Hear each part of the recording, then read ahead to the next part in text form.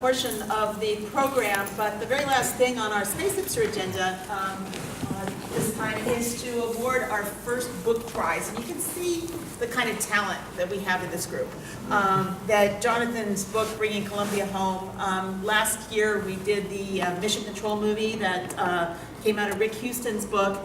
And this book prize came out of a lot of discussions, a lot of different ideas, but after Rick's presentation last time, we got to talking about the fact that, actually some of the authors got to talking about the fact that even though there's an annual prize for the best science fiction writers, but there is no anything kind of prize, no peer recognition among authors and people for the kind of writing that Jonathan has done and the kind of writing that Rick Houston did for his book.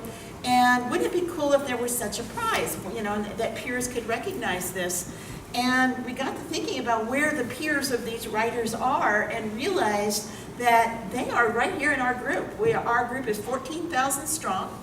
And that we have some of the best space journalists, space authors, historians, museum professionals as part of this community.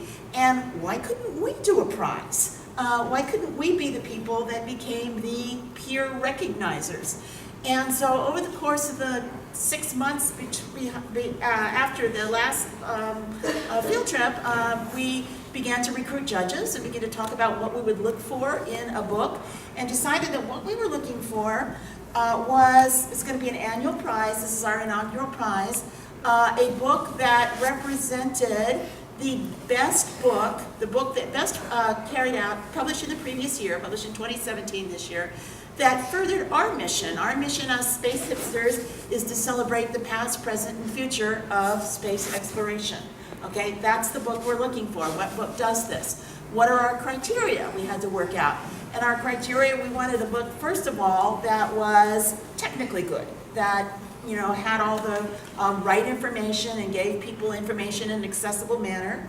We also wanted a book that was really well written, that the general public could engage with this book. You didn't have to be, a rocket scientist to understand this book. That would engage the public. So technical perfection or technical expertise, engaging writing style.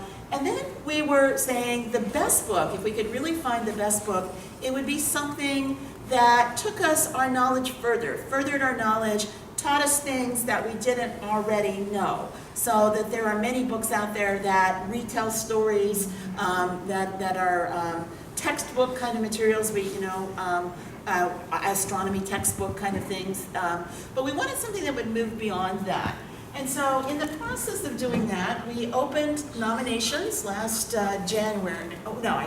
November to January, we took nominations. We didn't know what to expect. We recruited a team of 5 judges, all celebrated authors, and thought that we would get, maybe it's the inaugural thing, maybe 5 or 6 books, and that would be, where we would get our first book from. We didn't get 5 or 6 nominations, we got 17. And we needed, actually Laura, can you help me? I need you down here to help me with this.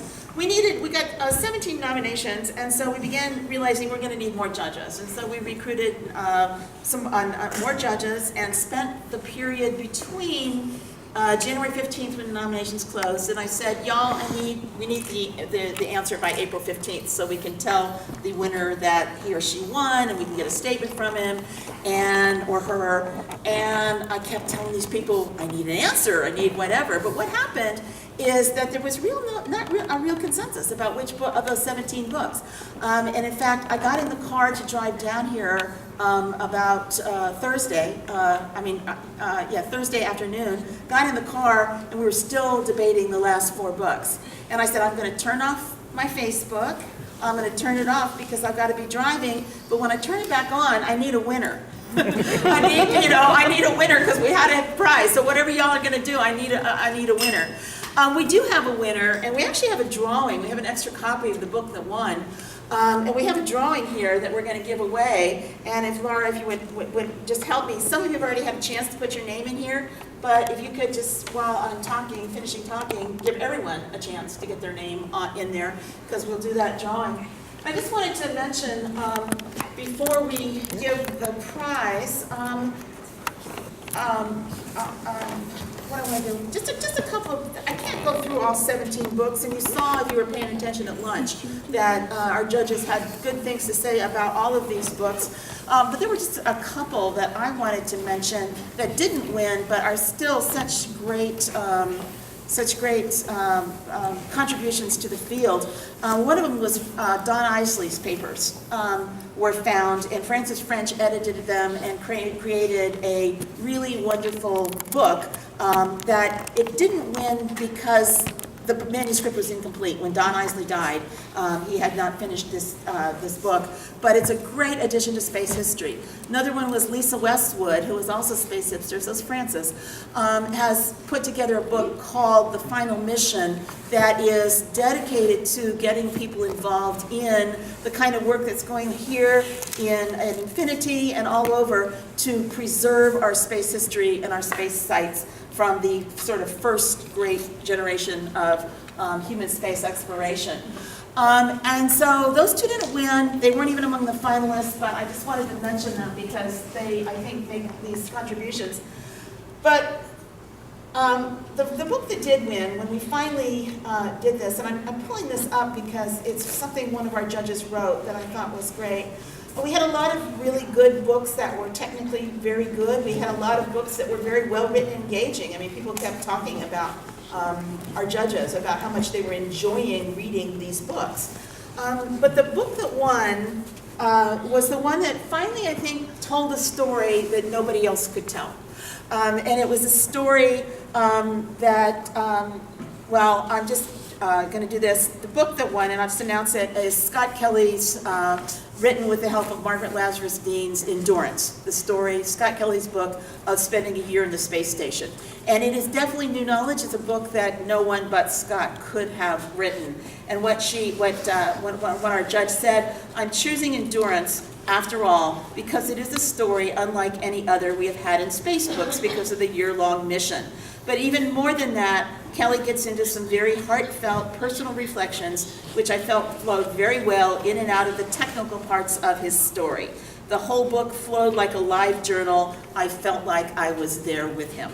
So that is the book that has won. And we have one copy left that didn't go out to the judges that we're going to give to our lucky space hipster. And I guess we have another thing to announce too, Laura, and that is the winner of the Saturn V rocket. Yes, I already checked, and it is John. So. Oh, okay, so John Duncan won that, and I just thank you, John. We have raised today $460 among the space hipsters to leave here at Infinity for the rocket. Yeah, Patty. Who won it? John Duncan. Yeah. Yeah. So here's the book. Yeah. Anna, are you still awake? Mm-hmm. Do you want to come pull it out for me?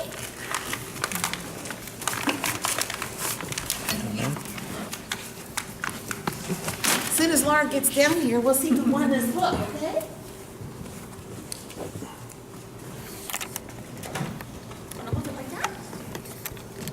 Laura gets down here with the bag, because we're getting the last one in there. Anybody else? Raise your hand, I'll bring it up there. Go down there.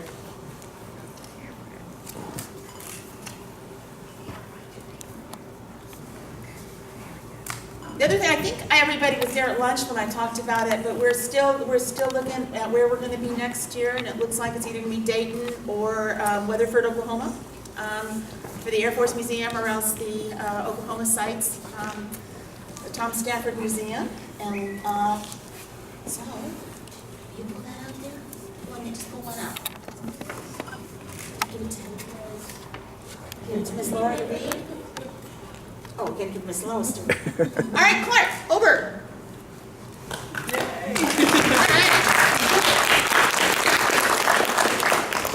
That is so weird. Thank you. So weird. Thank you. You don't have it? I don't. Well, you do now. I feel it. Yeah. All right. I wanted to present this to you. Oh my All goodness. of your hard work these Thank last you. 10 years. All right. Emily decided to honorize you with the title of Super Admin. Oh, no. That sounds like more work. Yeah. This is because you do more than enough. Oh, okay. Well, thank you, Clark. Yeah, appreciate that. And I guess we're gonna pretty much adjourn in just a minute, and everybody knows where we're meeting for dinner at 7 o'clock, right? It's on several of our sites. But can we get one more round of applause for our hosts, John Wilson and